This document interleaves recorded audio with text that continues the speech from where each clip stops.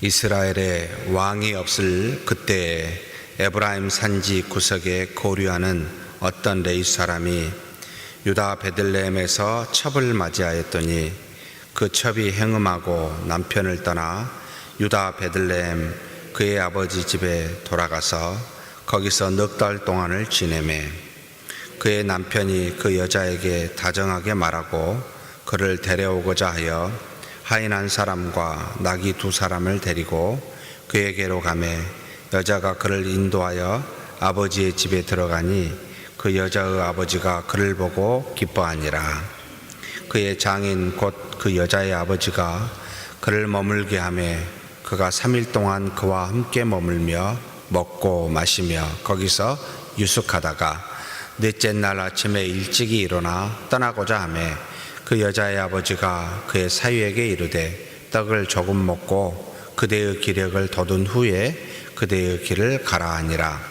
2사람이 앉아서 함께 먹고 마시매 그 여자의 아버지가 그 사람에게 이르되 청하노니 이 밤을 여기서 유숙하여 그대의 마음을 즐겁게 하라 하니 그 사람이 일어나서 가고자 하되 그의 장인의 간청으로 거기서 다시 유숙하더니 5째 날 아침에 일찍이 일어나 떠나고자 하매 그 여자의 아버지가 이르되 청하노니 그대의 기력을 돋우고 해가 기울도록 머물라 하므로 2사람이 함께 먹고 그 사람이 첩과 하인과 더불어 일어나 떠나고자 하매 그의 장인 곧 그 여자의 아버지가 그에게 이르되 보라 이제 날이 저물어 가니 청하건대 이 밤도 유숙하라. 보라 해가 기울었느니라. 그대는 여기서 유숙하여 그대의 마음을 즐겁게 하고 내일 일찍이 그대의 길을 가서 그대의 집으로 돌아가라 하니 그 사람이 다시 밤을 지내고자 하지 아니하여 일어나서 떠나 여부스 맞은편에 이르렀으니 여부스는 곧 예루살렘이라. 안장 지운 나귀 2마리와 첩이 그와 함께 하였더라. 그들이 여부스에 가까이 갔을 때 해가 지려 하는지라. 종이 주인에게 이르되 청하건대 우리가 돌이켜 여부스 사람의 이 성읍에 들어가서 유숙하십시다 하니 주인이 그에게 이르되 우리가 돌이켜 이스라엘 자손에게 속하지 아니한 이방 사람의 성읍으로 들어갈 것이 아니니 기브아로 나아가리라 하고 또 그 종에게 이르되 우리가 기브아나 라마 중 한 곳에 가서 거기서 유숙하자 하고 모두 앞으로 나아가더니 베냐민에 속한 기브아에 가까이 이르러 해가 진지라. 기브아에 가서 유숙하려고 거리로 돌아 들어가서 성읍 넓은 거리에 앉아 있으나 그를 집으로 영접하여 유숙하게 하는 자가 없었더라. 저녁 때 한 노인이 밭에서 일하다가 돌아오니 그 사람은 본래 에브라임 산지 사람으로서 기브아에 거류하는 자요 그곳 사람들은 베냐민 자손이더라. 노인이 눈을 들어 성읍 넓은 거리에 나그네가 있는 것을 본지라. 노인이 묻되 그대는 어디로 가며 어디서 왔느냐 하니 그가 그에게 이르되 우리는 유다 베들레헴에서 에브라임 산지 구석으로 가나이다. 나는 그곳 사람으로서 유다 베들레헴에 갔다가 이제 여호와의 집으로 가는 중인데 나를 자기 집으로 영접하는 사람이 없나이다. 우리에게는 나귀들에게 먹일 집과 여물이 있고 나와 당신의 여종과 당신의 종인 우리들과 함께한 청년에게 먹을 양식과 포도주가 있어 무엇이든지 부족함이 없나이다 하는지라. 그 노인이 이르되 그대는 안심하라. 그대의 쓸 것은 모두 내가 담당할 것이니 거리에서 유숙하지 말라 하고 그를 데리고 자기 집으로 들어가서 나귀에게 먹이니 그들이 발을 씻고 먹고 마시니라. 그들이 마음을 즐겁게 할 때에 그 성읍의 불량배들이 그 집을 에워싸고 문을 두들기며 집주인 노인에게 말하여 이르되 내 집에 들어온 사람을 끌어내라. 우리가 그와 관계하리라 하니 집주인 그 사람이 그들에게로 나와서 이르되 아니라 내 형제들아 청하노니 이 같은 악행을 저지르지 말라. 이 사람이 내 집에 들어왔으니 이런 망령된 일을 행하지 말라.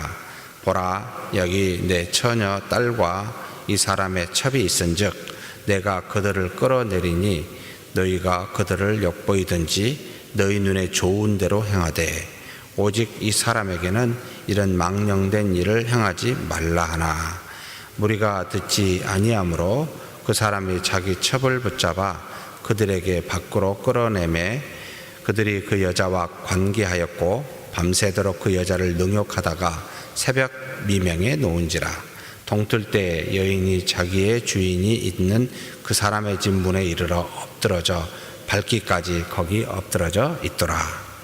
그의 주인이 일찍 일어나 집 문을 열고 떠나고자 하더니 그 여인이 집 문에 엎드러져 있고 그의 두 손이 문지방에 있는 것을 보고 그에게 이르되 일어나라 우리가 떠나가자 하나 아무 대답이 없는지라. 이에 그의 시체를 나귀에 싣고 행하여 자기 곳에 돌아가서 그 집에 이르러서는 칼을 가지고 자기 첩의 시체를 거두어 그 마디를 찍어 12덩이에 나누고 그것을 이스라엘 사방에 두루 보내매 그것을 보는 자가 다 이르되 이스라엘 자손이 애굽 땅에서 올라온 날부터 오늘까지 이런 일은 일어나지도 아니하였고 보지도 못하였도다. 이 일을 생각하고 상의한 후에 말하자 하니라. 아멘. 계속해서 17, 18, 19장은 이스라엘 백성 가나안 땅에 들어가 사사시대에 약 340년의 기간입니다만 얼마만큼의 죄악이 팽배하고 있는지를 단적으로 보여주고 있는 장입니다. 17장은 미가 한 사람이 하나님을 섬기지만 자기 소견에 좋은 대로 은 200을 가지고 부어서 색에서 우상을 만들었고 그 다음에 단지파 18장에서는 한 지파가 미가 집에 있는 우상을 빼앗아다가 그곳으로 단지파의 신으로 섬기는 그와 같은 우를 결국 여기 19장 1절에 힌트를 주고 있습니다. 이스라엘 왕이 없을 그때에 라는 표현으로 당시에 하나님의 말씀을 증거하고 하나님의 뜻대로 다스릴 만한 왕, 곧 지도자가 없는 그때에 비록 이스라엘 자손이요 하나님으로부터 구원을 받아 모세와 여호수아를 통하여 가나안 땅을 정복하였지만 그곳에서 자신의 소견에 좋은 대로 마음대로 믿고 그렇게 타락하고 있는 상황을 아주 그대로 보여주고 있습니다.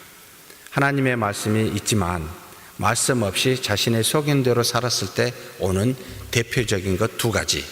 첫째는 자기 마음대로 하나님을 대신하여 새긴 우상을 만드는 어리석은 일과 오늘 읽은 19장은 얼마만큼 음행하였는지 성적으로 타락하였는지를 보고 있는 기본적으로 하나님께 떠나면 이 두 가지가 항상 있게 됩니다. 우상을 영적으로 타락한 우상을 따르는 일, 육체적으로 타락하여 성적인 쾌락을 쫓는 일, 이 두 가지가 죄의 대표적인 것으로 나타나고 있다는 것을 보여주고 있습니다. 지금 보니까 에브라임 산지에 사는 한 레위 사람입니다. 레위 사람이 첩을 뒀다라는 말을 바로 쓰고 있습니다. 성경 어디에 이스라엘 백성을 향하여 너희는 첩을 둘 수 있다라고 성경에서 모세의 율법을 통해서 가르쳐 준 적이 없습니다. 그런데 첩을 뒀다. 당시에 그 이스라엘 백성이 말씀을 따르기보다는 당시에 그 가나안 땅에 있는 풍습을 쫓아 행하는 팽배해 있는 이스라엘 사람들의 일반적인 타락의 모습을 보여주고 있고 이 첩은 또 어떻게 합니까? 행음하여 다른 사람과 관계를 맺어 떠나서 자기 집으로 돌아가 버립니다. 굉장히 깊숙이 성적인 타락이 들어가 있음을 지금 단적으로 보여주고 있습니다. 하나님을 떠나 왕이 없다 하여 곧 그것을 하나님의 말씀을 가르칠 만한 지도자가 없다 하여 소견에 좋은 대로 맘대로 그렇게 살고 있는 이스라엘 백성의 모습입니다. 하나님이 있다라는 정도만 존재한다라는 정도만 인정하고 있지 실제적으로 그분이 하신 말씀을 따라 행하지 아니하고 우리의 마음대로 이 땅에서 생활하는 마치 이와 같은 사람들입니다. 월요일에서부터 토요일까지는 마음대로 살다가 주일날은 그래 하나님이 계시니까 예배는 드려야지 라고 교회에 나오는 그와 같은 속연의 좋은 대로 하나님을 믿지만 마음대로 자신의 우상을 만들고 마음대로 생활하고 있는 그와 같은 이스라엘 백성, 그와 같은 우리의 모습인지를 돌아보아야 됩니다. 그나마 이 남편이 성적인 타락을 당시의 문화 속에 깊숙이 들어가 있어 별반 문제 삼고 있지 않는 그런 모습을 보이게 됩니다. 반드시 행음하면 남자든 여자든 어떻게 됩니까? 법에 따라 돌로 쳐 죽이게 되어 있는 게 하나님이 모세에게 준 율법의 가르침입니다. 그런데 이 레위 사람은 마음이 너그러웠던 모양입니다. 찾아갑니다. 베들레헴에 이 여자의 고향입니다. 찾아가서 그를 데려오고자 합니다. 다정하게 이야기하여 그를 데려오고자 하는 너그러운 마음은 갖고 있는 듯 싶습니다. 그런데 그 장인이 이 레위 사위를 사흘 동안 머물게 하고 사흘 다음에 넷째 날에 떠나고자 할 때도 먹고 마시며 기력을 회복하고 난 다음에 가고자 간청하고 그래서 또 하룻밤 더 유숙하게 하고 다섯째 날 떠나는 걸 또 간청해서 저녁에 가라 해놓고 저녁에 갈 때도 붙잡지만 이 레위 사람은 그 간청에 대해서 뿌리치고 떠나는 모습이 나타납니다. 일반적으로 먼 길을 여행을 할 때 이때 당시는 주로 나귀를 타고 다녔습니다. 그래서 상당히 먼 길을 다닐 때는 언제나 아침에 일찍 일어나 가야 밤에 저녁에 어디든지 도달하여 그곳에 갈 수 있기 때문에 주로 여행한 사람은 아침에 떠나는 것이 바른 것인데 저녁에 떠날 수밖에 없는 그 간청함을 뿌리치고 이제 가게 됩니다. 그런데 이 베들레헴에서 지나서 여부스라는 곳에, 여부스는 예루살렘의 지명입니다. 다윗이 나중에 왕이 되어서 이 여부스를 쳐 죽이고 자신의 성으로 삼아 예루살렘이라고 칭하게 되어서 그렇지만 지금 이때까지는 여부스 족속이 차지하고 있는 여부스 도시로 지칭하여 있습니다. 베들레헴에서 10여 킬로미터밖에 되지 않습니다. 그곳에 가니까 어둑해지는 거예요. 날이 저물어 갑니다. 그래서 그의 종이 여부스 성읍에 들어가서 거하자, 유숙하자라고 주인에게 요청을 합니다. 주인은 아니다. 여부스는 다른 이방 민족이요, 우리 민족, 다시 말하면 이스라엘 민족, 우리 지파에 속한 성으로 이스라엘 자손에게 속하지 아니한 곳에서는 자지 말고 우리 족속으로 가자 해서 그 위에 있는 베들레헴에서 10여 킬로인 여부스에서 10여 킬로미터 떨어진 기브아라는 곳에 이르러 그곳에 유숙하고자 들어가게 됩니다. 큰 길가에 앉습니다. 이스라엘 풍속의 율법에 따라 누구든지 나그네를 대접하라 라고 하는 그들의 그 관습에 따라 길거리에 앉아서 누구든지 자기를 영접하면 그 집에 가고자 청하는 사람을 기다리며 이 나그네들은 앉아 있습니다. 그런데 아무도 돌아보지 않습니다.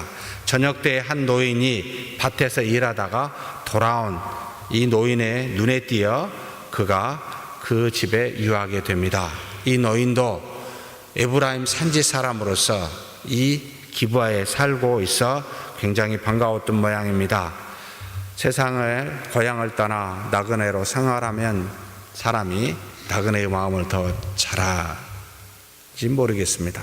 어려운 사람이 더 어려운 사람의 심정을 더 잘 헤아린지도 모르겠습니다. 이 노인은 이 나그네를 그냥 지나치지 아니하고 자기 집으로 너그럽게 받아들이는 장면이 나타납니다. 사랑하는 성도 여러분, 우리도 이 땅에 살면서 모든 사람에 대해서 나그네를 대접하는 걸 즐거워하는 것이 필요하다. 그런데 참 이 말은 어쩌면 우리 주변에 어려운 사람을 돌아보는 우리가 돼야 된다라는 말이기도 합니다. 근데 이 노인의 그 집에서 먹고 마시며 발을 씻고 마음을 즐겁게 할 때 그 성읍의 불량배들이 이 집을 애워싸고 그리고 이 주인에게 요청합니다. 내 집에 들어온 사람을 끌어내라. 내가 그와 관계하겠다. 관계하겠다. 참 부드럽게 써 있습니다만 내가 그를 알겠다라는 것은 육체적으로 알겠다. 당시 고대 문화에 지금의 이제 동성애의 뿌리라고 이야기하는 부분이기도 있습니다만 고대의 군사 또는 어떤 민족이 타 민족을 정복을 할 때 대체적으로 다 죽이지만 일반적으로 남자가 남자를 죽이기 직전에 관계를 맺습니다. 이 말은 무슨 뜻이냐면 완전히 육체적으로 진멸하는 뿐만 아니라 정신적으로도 완전히 이들을 정복했다라는 상징적 의미로 승리했다라는 상징적 의미로 한 도시를 정복하게 되면 일반적으로 정복당한 남자들은 한마디로 능욕을 당하는 그와 같은 풍습들이 고대 사회에 존재하였습니다. 이것을 지금의 동성애자들이 한때 이 동성애는 그와 같은 풍습에서 유래했다라고 주장하여 그것을 말하고 있습니다만 사실 틀린 이야기는 아닙니다. 이때 당시만 해도 우리 지금 소돔과 고모라에서도 똑같은 현상이 나타나죠.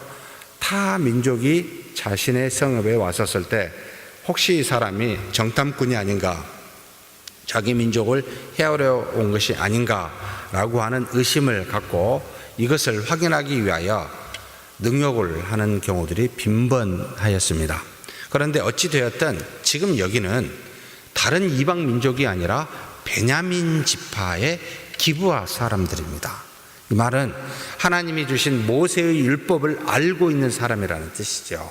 그래서 타 민족이 행하는, 그들이 가나안 땅에서 다른 민족들이 행하는 이와 같은 어떤 사람에게 남자든 여자든 행함하는 일에 대해서 굉장히 금기시 되어 있음을 누구보다도 잘 알고 있는 민족이라는 뜻입니다. 그럼에도 불구하고 그들이 이 새로운 사람에 대해서 알고 그 사람을 끌어내 능욕하고자 하는 이 이스라엘 사람들, 얼마만큼 성적으로 도덕적으로 타락해 있는지를 단적으로 지금 이 사사는 우리에게 보여주고 있습니다. 한 민족이, 한 사회가 타락의 정도가 어느 정도입니까? 라는 것을 가늠할 때는 바로 성적인 척도를 가지고 살펴볼 필요가 있습니다. 왜냐하면 성적인 척도가 도덕성의 척도와 비례하기 때문에 그렇습니다. 동성애가 지금도 마음껏 올라오고 합법적으로 요청하고 있지요. 언제 한번 수요 예배 우리가 지금 6계명에 대해서 하고 있죠. 제가 2주, 3주 정도 수요일 생명에 관해서 한 3번 내지 4번 정도를 강의하려고 합니다만 동성애에 대해서도 아마 이야기를 하려고 합니다. 동성애는 남자와 남자가, 여자와 여자가 사랑한다라는 뜻이 아닙니다. 원래 동성애는 호모섹슈얼리티라는 표현으로 사랑이 아니라 동성 간의 관계를 맺는다라는 것이 원래 동성애의 기본적인 의미입니다. 동성끼리의 사랑은 우리는 우정이라고 우리 한글로 표현하고 있습니다.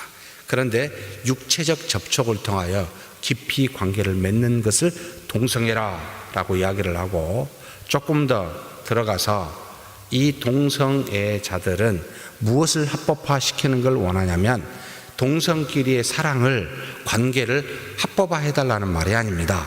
그것은 이미 마음대로 할 수 있는 법을 현재 갖고 있습니다. 이성끼리, 동성끼리 관계를 맺는 것에 대해서 국가기관에서 이건 불법이다라고 처벌할 수 있는 근거는 전혀 없습니다. 도덕적 문제로 비판을 하고 죄라라고 말할 수는 있지만 합법적으로 또는 법에 따라 심판할 수 있는 법은 세상에 없습니다. 그러면 무엇을 합법화하기를 원합니까? 라고 할 때는 결혼을, 동성애를 합법화해달라는 이 말은 결혼을 합법화해달라는 뜻입니다. 그래서 대체적으로 이 두 가지를 그들이 속이고 있는 거죠. 우리는 동성끼리 사랑입니다. 아니요, 동성끼리 섹슈얼리티입니다. 그 다음에 합법, 동성애의 합법이 아니라 결혼의 합법을 말하는 겁니다. 이 두 가지 문제를 대부분 호도에서 그들이 잘못 홍보를 하고 있죠. 이런 부분들이 정확하게 좀 알고 이제 우리가 대응을 해야 되는데, 그래서 이 섹슈얼리티인 두 사람의 동성끼리의 섹슈얼리티는 무엇이 문제가 됩니까? 가장 동성애 간에 많이 일어나는 질병이 에이즈라고 표현하고 있습니다. 에이즈는 동성끼리 관계를 맺으면 발생하는 것이 아니라 동성 중에 에이즈 환자가 한 사람만 있게 되면은 그 동성애자들 안에 상당히 퍼지기 때문에 그렇습니다. 왜냐하면 동성애자들은 파트너를 평균적으로 그들이 사랑이라고 말하고 있습니다만 한 달에 한 명꼴로 파트너를 바꾸게 되어 있습니다. 이 통계는 한국은 아직 나와 있지 아니하고 미국에 나와 있는 동성애자들을 중심으로 그들이 현재 사랑하고 있는 관계의 동성애자들의 그 파트너 체인지는 한 달에 한 번꼴이라 라고 해서 동성애자들 중에 누군가 에이즈 환자가 있게 되면 이 에이즈는 급속도로 동성애자들에게 퍼지기 때문에 동성애자들 사이에 에이즈 환자가 많다라고 이야기를 합니다. 그래서 그와 같은 치명적인 질병을 퍼뜨리게 되고, 또 합법화되게 되면 남성이든 여성이든 서로의 결혼이 합법화가 되면 그의 자녀들은 누구를 어머니로 누구를 아버지로 말하겠습니까? 그 자녀들도 자연히 태어날 때부터 성에 대한 정체성이 사라지고 동성애자로 될 가능성이 80에서 90%가 되기 때문에 이것은 개인의 사랑의 문제가 아니라 결혼은 사회적 문제이기에 사회 구성원의 전체의 동의가, 제가 순전히 신앙적으로 말하지 않습니다. 그냥 일반적으로 이야기합니다. 전체 사회 구성원의 동의가 필요하게 됩니다.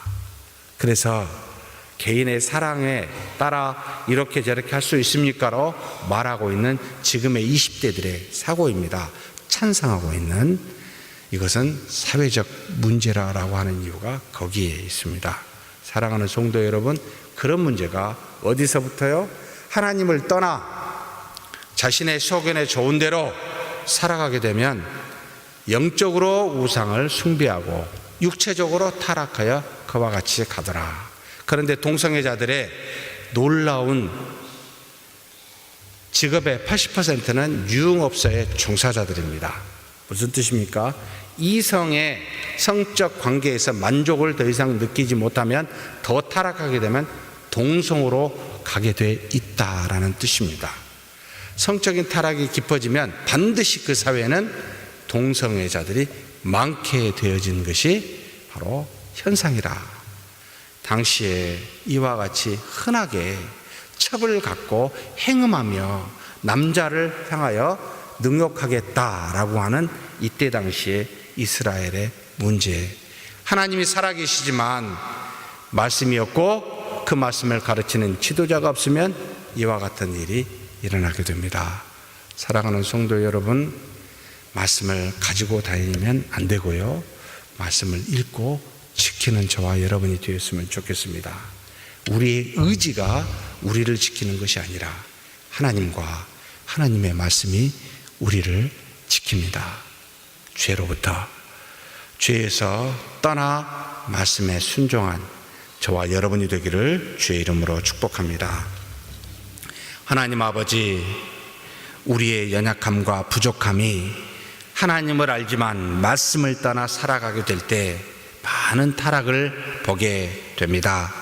이 세상에 하나님이 없이 우리 소견에 좋은 대로 우리의 우상을 만들지 않게 하여 주시고, 또 우리의 육체적 쾌락을 쫓아 첩을 두며 행음하며 심지어 동성애까지 가는 그와 같은 성적 타락을 하나님이 아시고 보시고 계신 줄 믿사오니, 이 땅에 이 사회에 한 민족에 하나님이 은혜를 주사 하나님의 말씀을 지켜 행하는, 그래서 죄로부터 멀어진 우리가 되고 우리 한국 사회가 될 수 있도록 복을 내려 주시옵소서. 감사하고 우리 주님 예수님의 이름으로 기도하옵나이다. 아멘.